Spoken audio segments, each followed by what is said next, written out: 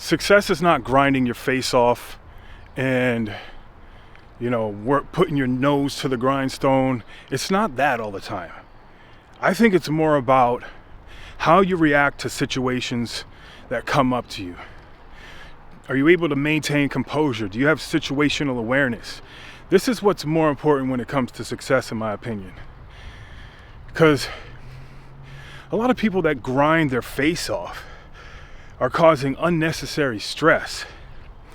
They're expecting to be burnt out.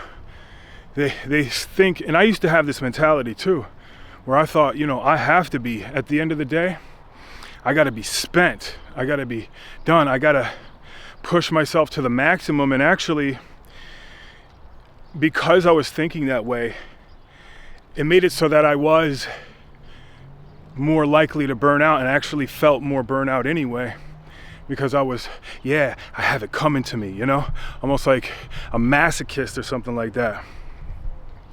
So I'm walking up the hills right now, a little bit out of breath, but I figured I'd go for walks and record videos while I'm on the walk. But no, this is like serious thing. I've been thinking about this because this is something that I've been realizing lately. Things don't have to be as difficult as we make them. And a lot of times we have these bad habits that have been instilled in us through society, things we watch, peers, parents, just a whole bunch of different ways that we absorb all kinds of these micro habits, to where we don't notice we're doing them. We don't notice what's happening until it's too late. Because there's really a huge cost to this. When you live your whole life like this for years and years, and then you have to either unwind all of that, or you have to live your life with less potential. The longer you let these little habits control your life, these little deceptive habits, the harder it is to flip those when you realize what you have done and why it's not working for you. It's going to take a lot more effort, and then you ultimately will be stressed out because of it. And a lot of people in the self-development practice, they think they have to, no pain, no gain. You reap what you sow, which is true to a certain degree. But at the same time, it doesn't have to be as hard as people make it. I think that people can have more success just by having more fun and being more easygoing. And when you do this, you have more situational awareness, because you're not tied up. You're not like completely neurotic, or frenetic is a better word that I want to use. You're just in this frenzy every single day. Gotta go, hustle, and you end up rushing around. When you rush around, you get less done, because it takes too much energy to rush around. Rushing around it's a huge energy drain. This is one of the habits that I have to unwind within myself. So the longer we have this situational awareness and this ability to maintain composure, the better we're going to do in life. And honestly, like, if you're waiting for a big breakthrough, it may come sooner rather than later, when you're consistently reacting in every situation to the best possible degree. And I mean, you could be just one moment away from having a big giant breakthrough. And like I said, once you realize, because society is just set up this way to where everything has got to be like a certain way. I've been thinking about how society has all these weird rules and regulations. It's almost like there are so many different kinds of taboos on this planet, in this life. It's like, why are we doing this? I find myself asking that question to so many things. Like, why are we doing this? It's just with everything. Like, why is this good? Why is this bad? Why is it good to hustle so hard for your whole life, and then when you're 65, you can finally enjoy your life? Why is it so important to have flashy things and drive flashy cars and have flashy jewelry. Like, why? Why is it bad to act silly once in a while? Why is it bad to want to be your original self and just be off the wall once in a while? So forget all that. Forget everything that people say is right and wrong, and just do what you feel. I mean, within reason. Like, you got to be ethical about everything, but at the same time, be original, man. Just be your original self. Stop trying to be so proper.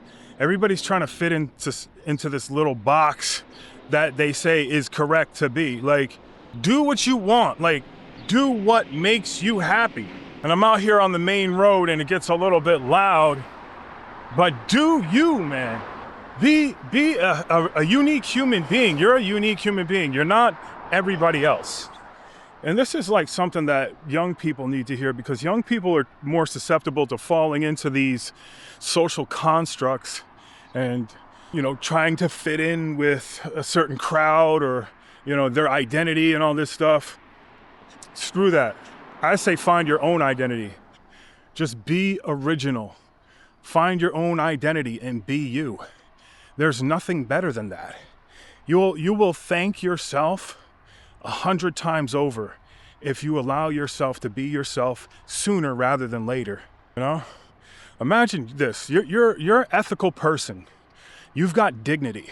You've got the confidence. And in any situation, that you have what it takes to be what you want to be in this life, to do what you want to do, and to have what you want to have. It's really that simple. This is just the basic laws of manifestation, man. You cannot really manifest in a fear state, in a worried state, in a frenetic state, in a panic state. A lot of this stuff with the sun in the eyes, sometimes it happens. But no, I mean, like, look, this is me getting used to recording videos out in public. It's not something I usually do. I like to do it in my car, or I would rather do it in my room or in the car or what have you. But I said, no. If you want to get used to recording in public, then you just got to turn on the camera in public and record. People are going to see you, so what? That's part of the game, man. It's the name of the game. And this is exactly what I'm talking about, by doing what you want to do, regardless of what people think.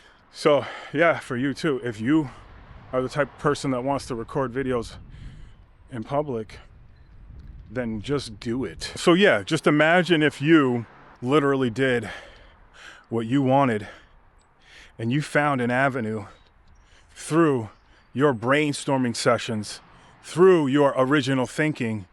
You figured something out that nobody else has figured out yet, because you were putting in the time and you were staying at the low stress level, that level of low stress to where you can expand your mind and elevate your mind to that point to where you can find opportunities and increase your perception, increase your situational awareness, and produce more abundance in life instead of focusing on lack. Because when you're in a rushed state, you're focusing on lack, like, oh my God, I don't have enough time. I have to, I'm racing against the clock here. If you want to race against the clock, you're living in scarcity.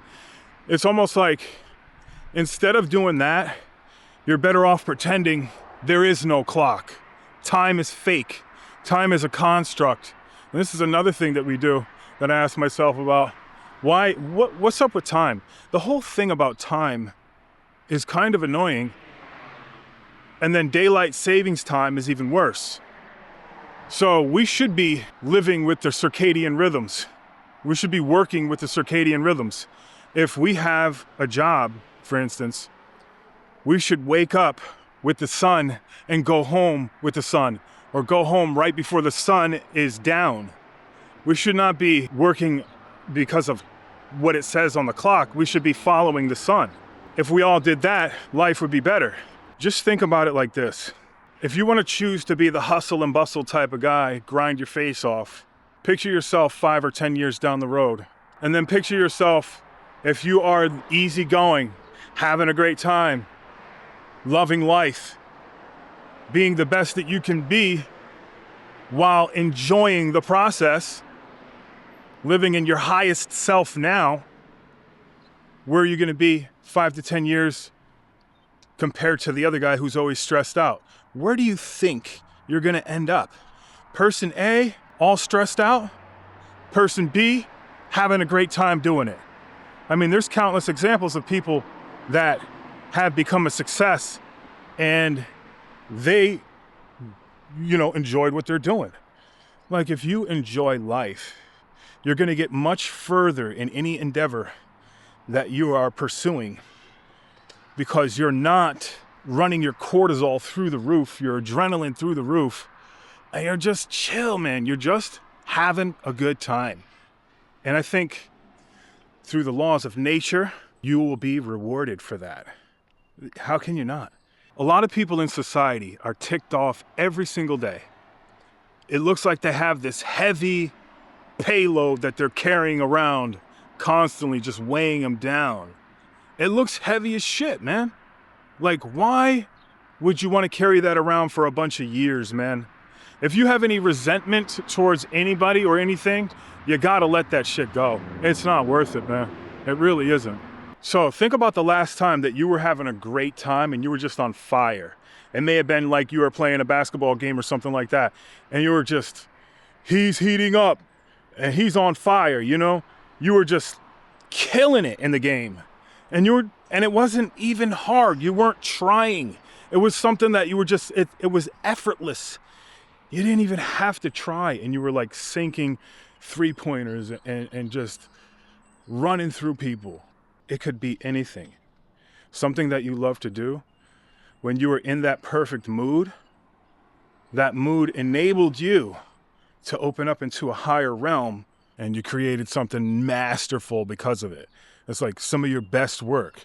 I'm serious. If you've never felt that, if you've never felt that flow state like that, I suggest you try to get into it somehow. Like, whenever you're doing your artwork, whatever your art is, you could be a hip hop lyricist, you could be a painter, you could be any kind of artist. Try to do art when you're pissed off, and then try to do it when you're in a really good mood. You'll see the difference.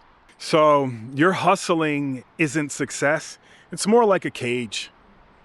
We don't want to live in a cage. We don't want to be confined.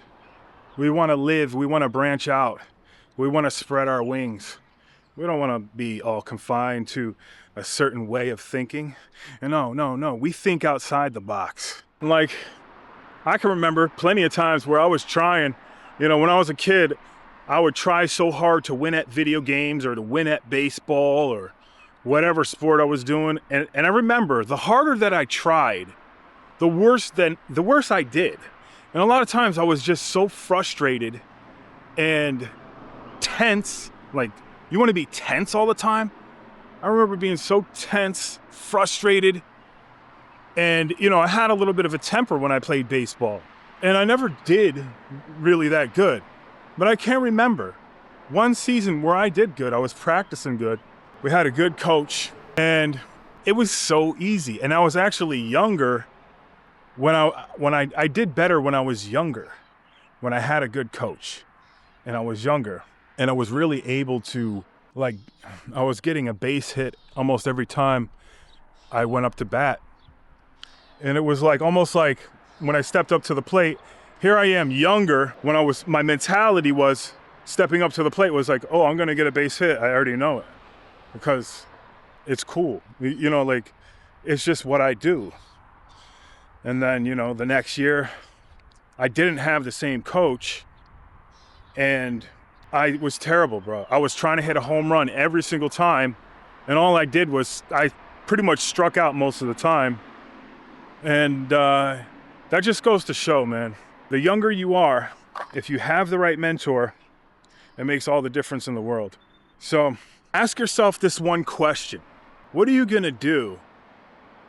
How are you going to maintain your state when you start to feel frustrated? How are you going to remind yourself to knock it off and to relax, to enjoy the process, to just, instead of maintaining this this frenetic high static state. Like, how are you gonna elevate out of that? All right, we gotta elevate. So just think about that, man. There's so many different ways you can use to elevate. You can sing, you can dance, you can go for walks, you can go for hikes, get some fresh air, get out in the sun. There's many ways that you can elevate your state. Do more of it. That's it. Love yourself, man.